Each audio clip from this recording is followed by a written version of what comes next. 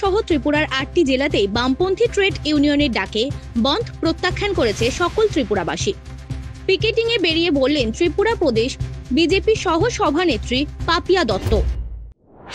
বর্তমান সময়ে জিবি বাজার আছি এবং এখন প্রায় 11:15 বাজে। আমি সকাল ঠিক 7:30টাও একবার এসেছিলাম। আমার সাথে আমাদের যিনি প্রদেশ কমিটির মাননীয় সাংবাদিক অজন্তাদি আছে, আমার এখানে যুব মোর্চার সভাপতি মণ্ডলের, মাইনরিটি মোর্চার সভাপতি, অন্যান্য যারা মোর্চার যারা মহিলা মোর্চার কার্যকর্তারাও আছে। আমি একটি বিষয় কিন্তু আজকে বলতে চাই এবং খুব স্পষ্টভাবে আমরা বলতেও চাই, আর বামপন্থী যারা তাদেরও আমার মনে হয় আজ খুব স্পষ্টভাবে তাদেরও বুঝে নেওয়া উচিত। এবং আজ সকাল থেকে এটা খুব স্পষ্ট হয়ে উঠেছে যে রাজ্যের মানুষ এখন কী চাইছে।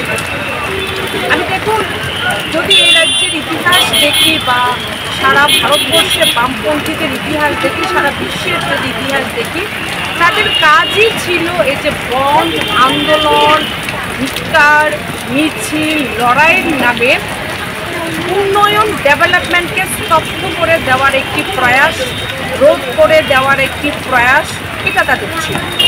তাদের এই সিটুর আন্দোলন, এগুলোর কারণে রাজ্যে বিগত দিনে প্রতি বছরে অনেক ইন্ডাস্ট্রির ঝাপ সেগুলো বন্ধ হয়ে গেছে।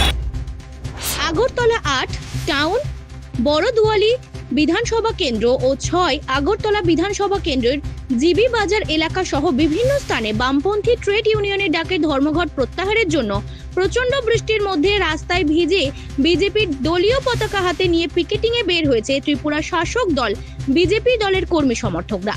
পিকেটিংয়ে বেরিয়ে আগরতলা জিবি বাজার এলাকায় সংবাদ মাধ্যমের মুখোমুখি হয়ে ত্রিপুরা প্রদেশ বিজেপি সহ সভানেত্রী পাপিয়া দত্ত জানিয়েছেন সিপিআইএম দলের ডাকা বন্ধ প্রত্যাখ্যান করেছে সকল ত্রিপুরাবাসী। অন্যান্য দিনের মতো বুধবার ও জনজীবন স্বাভাবিকভাবে চলছে। দোকানপাট, বাজার, সরকারি বেসরকারি বিভিন্ন শিক্ষা প্রতিষ্ঠান, সরকারি বেসরকারি অফিস সবই খোলা ছিল। তাছাড়া যানবাহন এবং রেল চলাচল ছিল স্বাভাবিক। সিপিআইএম দলের কাজই হচ্ছে মানুষকে বিভ্রান্তি করা এবং মানুষের ক্ষতি করা। ত্রিপুরা থেকে বিক্রম কর্মকারের রিপোর্ট, জেলার বার্তা।